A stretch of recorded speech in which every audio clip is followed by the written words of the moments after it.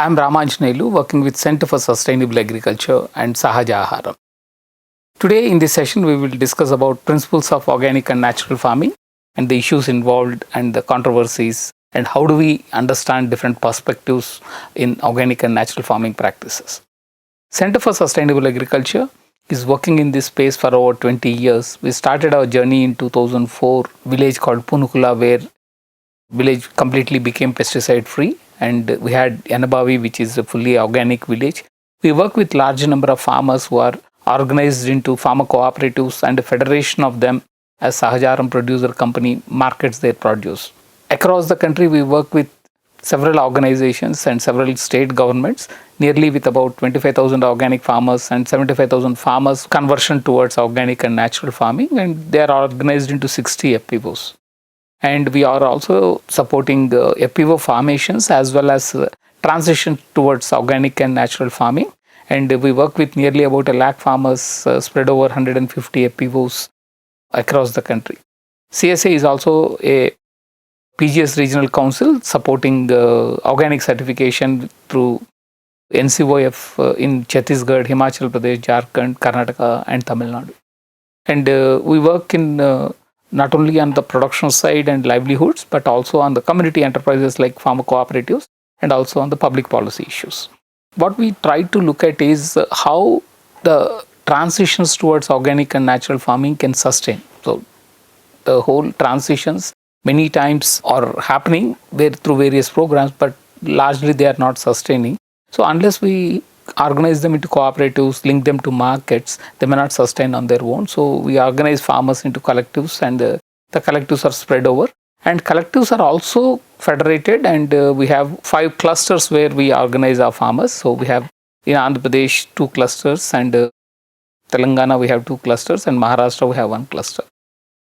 And coming to the whole issue of transition towards organic and natural farming, sustainable agriculture, it can may be called by various names. We'll come into the discussions about the names and then why there are different names and then what are the variations, how do we understand the different perspectives in this.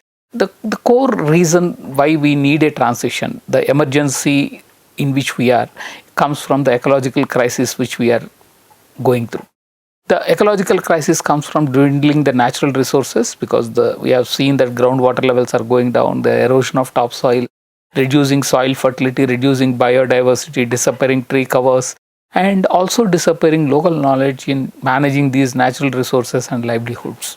And we are also seeing a lot of pollution because of the ecological crisis, the Punjab stubble burning to Delhi air pollution, to lakes getting polluted, to food getting polluted. So the whole crisis of pollution, we are seeing wide range of pollution.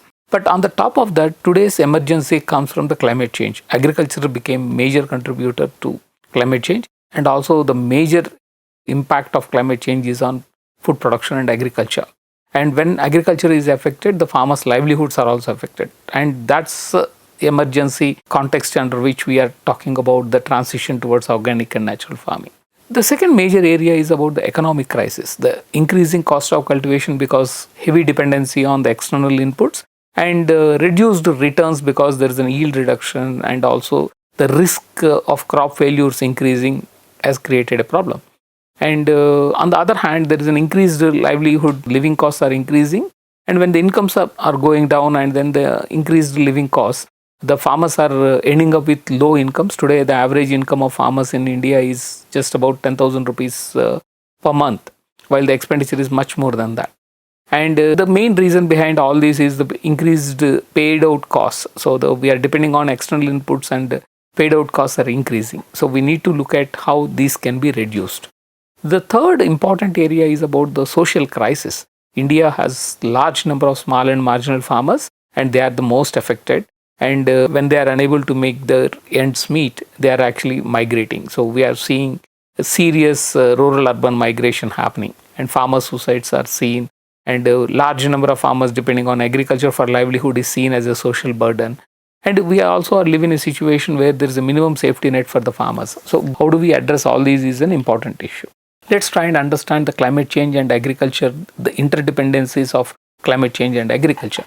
Agriculture contributes to climate change due to the high energy use, high agrochemical and high water use. Nearly 19.6% of the GHG emissions are from agriculture, and particularly the carbon dioxide, methane and the nitrous oxide. If we see, the methane and nitrous oxide are largely from agriculture. So methane, nearly 78% of methane emissions and 84% of nitrous oxide emissions are from agriculture. And when we see the greenhouse gas potential of methane and nitrous oxide, they are much more dangerous than the carbon dioxide. Methane is 21 times, nitrous oxide is 310 times more potentially dangerous in terms of contributing for the climate change. So, reducing methane emissions and nitrous oxide emissions from agriculture becomes an imperative. We need to look at certainly how do we reduce these things. And crop, livestock, forests, water bodies are all affected due to the irregular floods, droughts, prolonged summers and winters. And we have seen, though the total rainfall has not changed, there is a significant gaps in rainfall pattern we have seen, and that's increasing the risk of agriculture. So when we talk about how do we adapt to this, I think the most important thing comes from an agroecological framework in which we need to look at alternative practices. So agroecology framework looks at how we can look at water, cropping patterns, soil management, seed systems, pest and disease management, and livestock. How do we integrate all these so that we can move toward more sustainable production system is what is important. So in this agroecological framework, if this set of practices have to move forward, we also need to look at what kind of support systems are required as a backward linkage so that farmers can understand and practice these practices. So we need to create a push factor, pull factor, and also support systems so that the transition can be easier for farmers from a high input intensive model towards more sustainable production. So when we talk about these transitions towards sustainable production, they're called with various names. Say, for example, we often keep hearing about organic farming. Organic farming relies on farm-made commercial products, either the farm-made or commercial products for production, but completely moving away from external agrochemical inputs. So the organic farming largely relies on farm-made, commercial or farm commercial products. And there are various Indian models called by various names across the country. And also there are various biofertilizers, biopesticides available. So when we talk about organic farming, particularly in Indian context, it is not actually the way Western world looks at organic farming, largely looking at external inputs. In India, largely it is also based on locally farm-made inputs.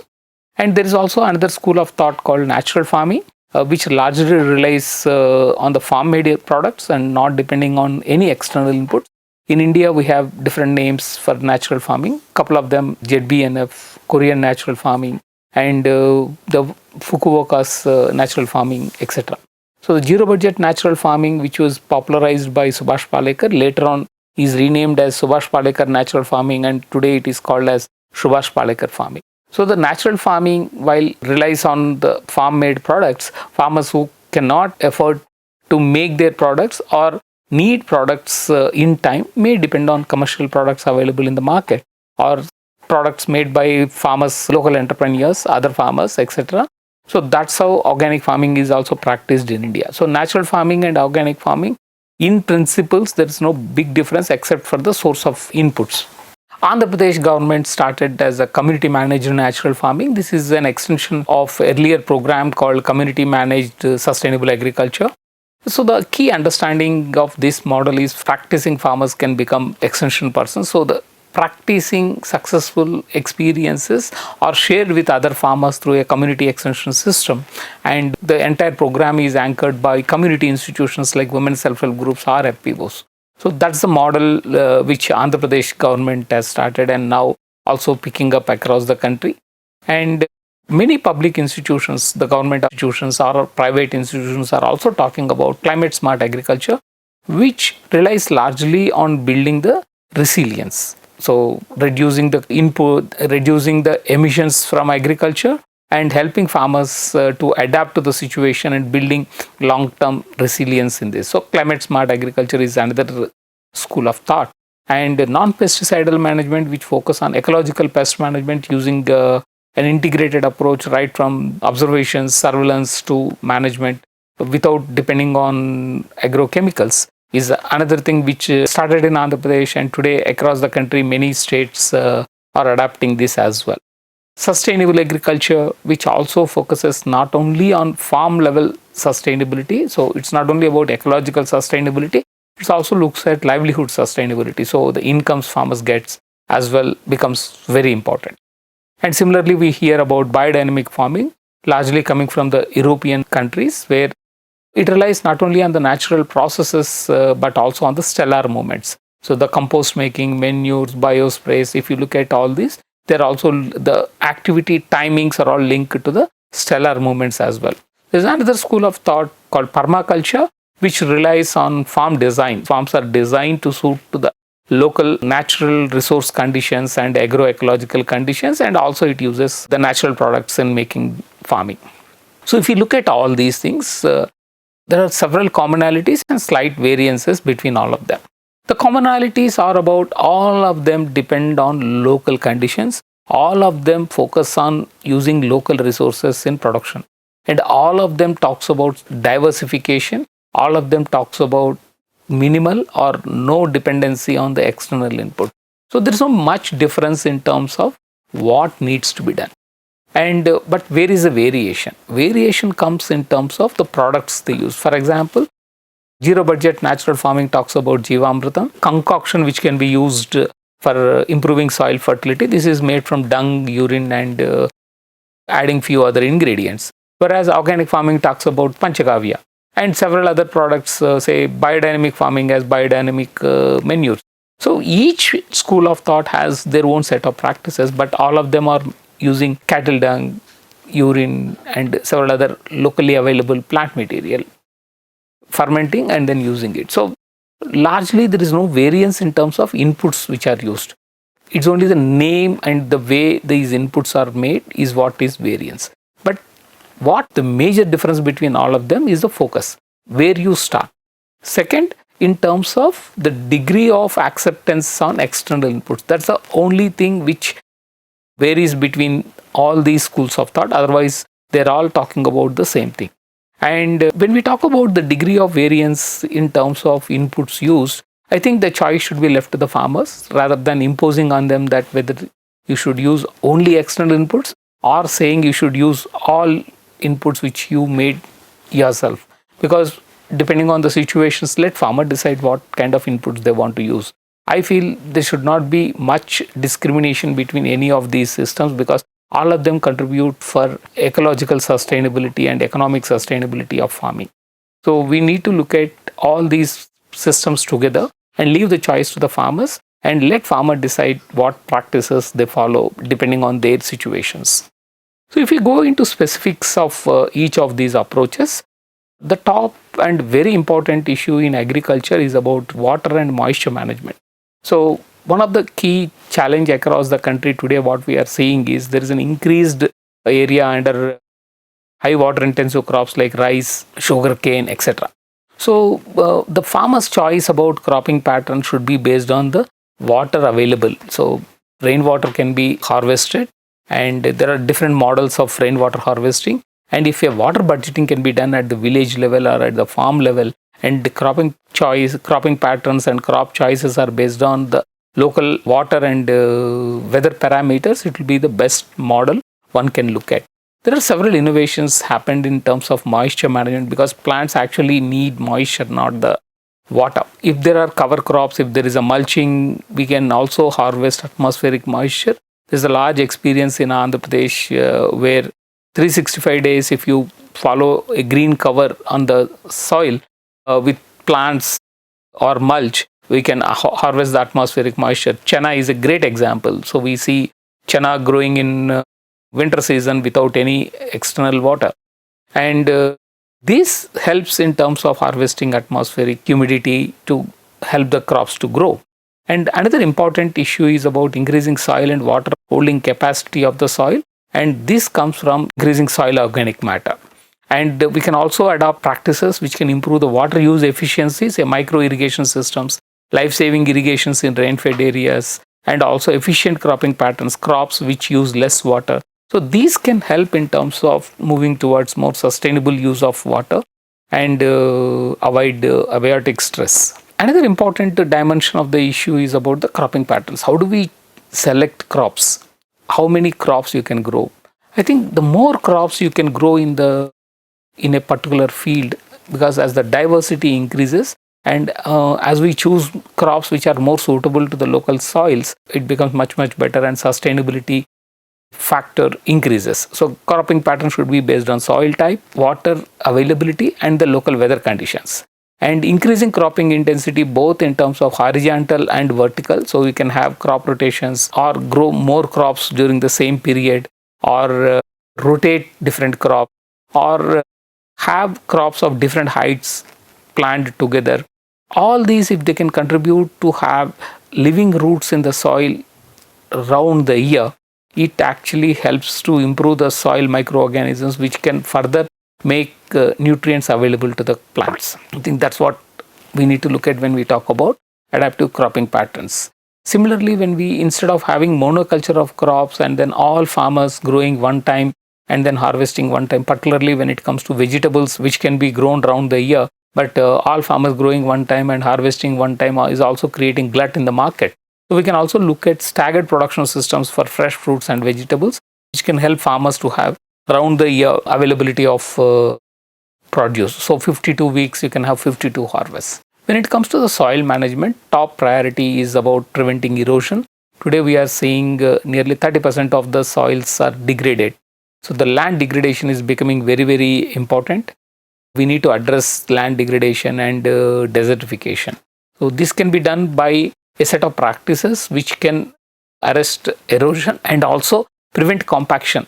So compaction is increasing because we are doing more tilling and also using heavy machinery for tilling. So these two we need to avoid. So frequent tilling we need to avoid, and also using heavy machinery to do the farm operations we need to avoid. This can reduce the compaction. Coming to the chemical properties, very important two chemical properties apart from the soil nutrients is the salinity and pH. Because of the kind of water we are using, more water we are using, and the chemical fertilizer use, there is a change in the salinity and pH across the country.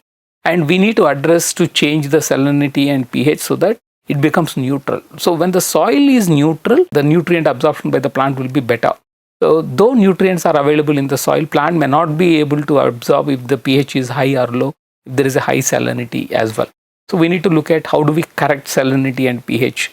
And these need not be a chemical amendment. It can be through adding more of organic amendments. There are certain cropping patterns and also lime or gypsum addition which can help in terms of correcting these things.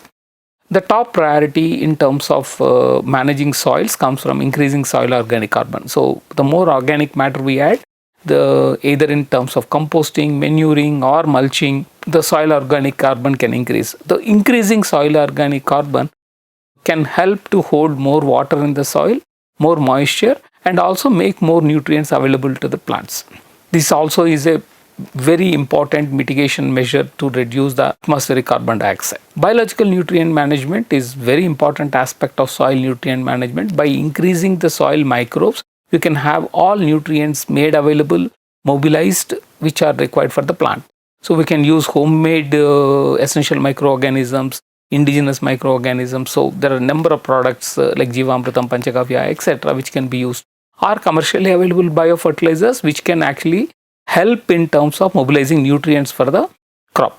And these need not be made by every farmer. We can also set up bio enterprises. These would be local enterprises which can take the inoculums from the labs available and then multiply locally and then supply to the farmers. Or it could be Jeevamrutam Panchagavya kind of thing, done in volumes and then supply to the farmers. So different kinds of bio enterprises setting up in rural areas can help farmers to get access to these inputs.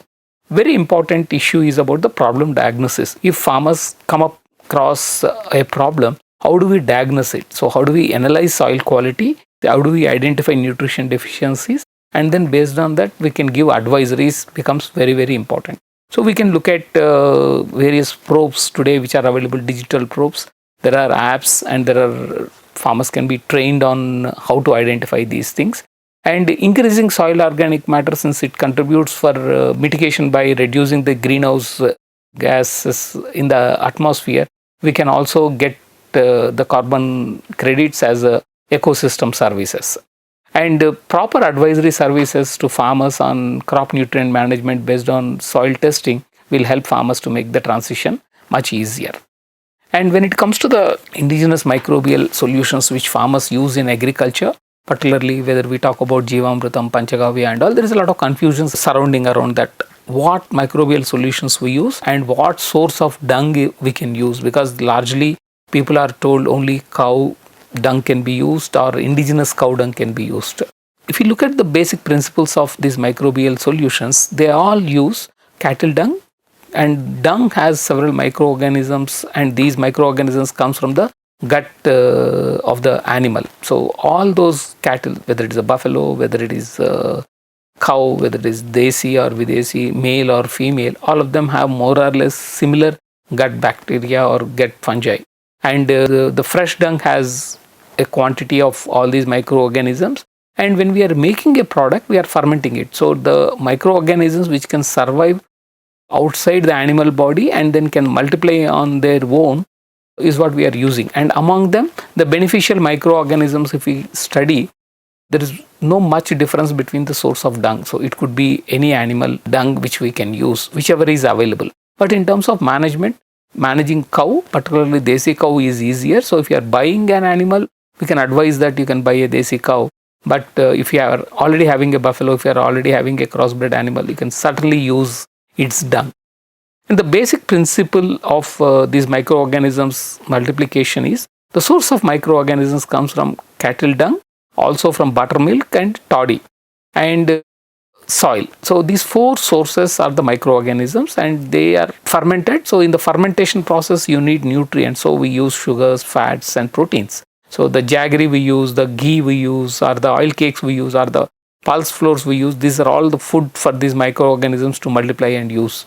So my suggestion would be use whichever dung you have. Preferably use animals which are open grazing instead of compared to the cattle shed based or stall fed based. So I think that's what one need to look at. Otherwise, it's any cattle dung should be good enough to use in this process. And whenever we talk about shifting towards organic and natural farming, one of the key challenge comes up saying, where does the organic matter available? And in the last 50-60 years, if we have seen, the fertilizer responsiveness is also going down significantly. That's mainly because, see, when we talk about chemical fertilizers, we are only supplying nitrogen, phosphorus and potassium. The rest of all the nutrients has to come from soil organic matter. And soil organic matter content in the Indian soils is going down significantly. And if you look at the recommendations of conventional agriculture or organic farming, natural farming or regenerative agriculture, everyone actually talks about 4 to 5 tons of biomass to be added.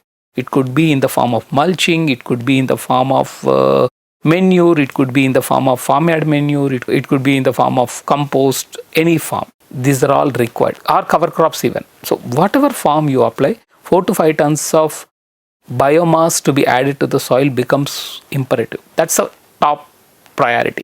Once you add that, the other nutrients can be coming from, either it can come from the indigenous microbial solutions or it can come from the commercially available biofertilizers which are available in the market.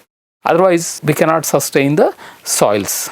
The organic seed systems, very important issue. The modern improved varieties of seeds, they're all selected for chemical responsiveness. So the more fertilizer you use, how they respond to the chemical fertilizer application. So fertilizer responsiveness is one of the key criteria for selecting improved varieties. So when they are grown in organic growing conditions, initially they may not perform better. So ideally, you can select from any improved variety, you can select for organic growing condition in 2-3 cycles, or you can use indigenous varieties if you can multiply and use it. So the idea of organic seed systems is both from improved varieties as well as traditional varieties, we can identify and make selections which are suitable to the local conditions, depending on the market preferences and farmer preferences. So what we do is we do a participatory varietal selection where either traditional varieties or improved varieties are grown in a diversity block and ask farmers to make the selections which are suitable for the local conditions. irrespective of whether it is improved variety or a traditional variety. And we characterize them both for value for cultivation. So what farmers looks for the characters in cultivation. We also look at from a market adaptation. So what market prefers in a variety. So the value for cultivation in production and value for cultivation in for use, both are assessed, and then a catalog is prepared. So farmers can have a choice in terms of selecting the seeds. So in our FPOs, we manage the breeder seeds of both traditional varieties and improved varieties along with the data on value for cultivation and use. So whenever a farmer cooperative or a farmer entrepreneur want to multiply seeds, they can take the seeds and then they can multiply and then use locally, or they can distribute. In organic and natural farming, GMOs are not allowed. So no GMO we should be used because of the biosafety issues involved around GMOs. In organic and natural farming, pests, diseases and weed management also becomes very, very important. Manage these, we need a set of integrated practices. The top and very important thing is about preventing insects and diseases from reaching the damaging stage and proportion. So initially we need to be in a position to identify if there is a pest or diseases or weed growth happening in the field. Arresting source inoculum is the approach which we need to take in organic and natural farming. After they occur, managing them becomes very, very difficult. So preventive care is the top priority. Then reaching an ecological balance stage so that the pests and diseases will never reach beyond a number is the second important thing. These two we need to take up when we talk about non-pesticidal management. So how do we do this? So to do this, we need to understand the insect biology and crop ecology. Say for example, if there is a more chemical nitrogenous fertilizer used, the plant will have more of nitrogen, and if the plants have more of nitrogen, the sucking pests increases. So when we look at BPH in paddy or whiteflies in cotton, all these are prevalent in areas when the nitrogenous fertilizer use is high. So unless you reduce that, it's not going to come down. Similarly, if you are using more of organic manure, also the same problem can come in. So more nitrogen use leads to increase in the sucking pests. Similarly, these sucking pests, when they fly from one field to the another, they fly around 2 feet high. So if you can have trap crops, it can prevent the insects from coming into your field. And when they come in, we can also use sticky traps which can attract them. So insects are attracted to color, insects are attracted to smell, insects are attracted to light. So using them, we can have light traps, sticky traps or pheromone traps. And similarly, diseases, if we can identify very initially, you can actually remove those. So viral diseases or bacterial diseases, if we can identify very initially, we can remove them. Weeds also, the major problem comes from the seeds remaining in the soil, so that they multiply. Seeds or the tubers which remaining in the soil. So we need to remove the weeds before it flowers. So that's what can help in terms of management. So how do we manage these things? So we need to have a surveillance system. So identify the insects, pests, diseases or weeds very initially. So the surveillance system is very important. We can set up a surveillance system in the farm level or at a village level. We run a surveillance system based on which we give regular advisories to the farmers, and from the bio enterprises, the inputs are supplied to the farmers. When we talk about organic and natural farming, the integration of livestock into agriculture becomes very important. So we can have an integrated farming systems where the resources from farm can go for become the feed and fodder for the animals, and then the animal waste can go back into the farm, which is a rich source of microorganisms. So it could be backyard poultries, it could be sheep and goat, it could be fisheries, it could be cattle. All these, in addition to providing the necessary recycling system, it is also giving additional income for the farmers. And today across the country, when we are looking at nearly 18 to 20% of the income of small and marginal farmers comes from livestock. So integrating livestock into agriculture becomes very, very important. And like I mentioned earlier, don't worry about which animal breed you have. Whatever animal you have, use its dung as a manure. So that's what can help. So the approach is to reduce water, agrochemicals and energy use, improve soil structure, increase organic matter, increase and conserve biodiversity. I think that's what can help in transition. So we organize farmers into cooperatives, and cooperatives are also collectivized, and we provide regular support services for these collectives. And fpohub.com is a website where you can reach out to us to get all the support services available, whether it is about input or outputs for market. Like I mentioned earlier, I am trying to summarize. All agroecological approaches have commonalities, and the commonalities are about increasing cropping intensity through multiple cropping systems, increasing soil organic matter, increasing soil health, particularly through microbial population. The differences are only about degree of internalization of inputs and the microbial preparations used, which are not much different. So my suggestion would be, don't worry much about this degree of internalization of inputs or the microbial preparations used or the crop choices made. Leave them to the farmers. Let them make a choice. In the narratives, there are differences, and the narratives can be changed always so that more farmers can use it. We provide support for farmers, individual farmers, or the farmer cooperatives shifting towards organic farming. We provide extension services. We support bio enterprises. We provide diagnostic services. We support establishing food processing units, market linkages, and CSA is one of the largest PGS certification agency in the country. So we also provide PGS certification. And for the farmers, we support farmer through farmer service centers. Institutionalizing things can help certainly. So try and establish a farmer service center which can provide training and advisory services to farmers, access to loan and insurance schemes, so all financial services, make inputs available to the farmers, custom hiring services of farm implements and skilled labor, linkages to markets and access to entitlements from the government. All these services, if they are available, farmers' transition becomes much easier. And when we are looking at markets, very, very important issue is about where you want to sell. Unless you look at where you want to sell, you cannot make a plan. So depending on where you want to sell, look at what is the demand and what kind of certification systems are required, based on which you can make a plan. So CSA is a PGS regional council. Today we are supporting nearly 46,000 farmers in several states going towards organic. And if anybody is interested, you can look at our website where you can get more details about organic certification. And FPO Hub, we connect farmers to markets and through entrepreneurs. And if there are any entrepreneurs who are into organic production and if they want inputs, or there are farmers or farmer cooperatives who want to sell in the market, then connect to us. And recently we did the temples, Andhra Pradesh. We connected organic and natural farming farmers to nearly 11 temples. And last year, about 1,300 tons of Bengal gram at 10% premium was connected to the Tirupati temple. And this year, we are going towards 31,000 tons of 12 different commodities. And then nearly about 2.5 lakh acres getting certified organic. And farmers collectives like Sahaja producer company can help farmers to directly connect to the consumers. And the more you can sell directly to the consumers, you can get better share in the consumer's price. The whole idea of marketing is it's not just about increasing your price. The price share can be increased only if you can do more of value addition and reach out to the consumer directly. And there is a growing market, local markets, domestic markets, and urban markets. So depending on the market where you want to sell, probably we need to make some changes in our working, the design. So there is a significant demand for organic produce happening. And today we are about nearly 14,000 crores market. And we are expecting to reach out to a much more larger scale. Today we are growing at annually around 20 to 28%. And we are expected to reach out to about $3 billion across the world. So organic market is certainly going to double in the next 3 to 4 years.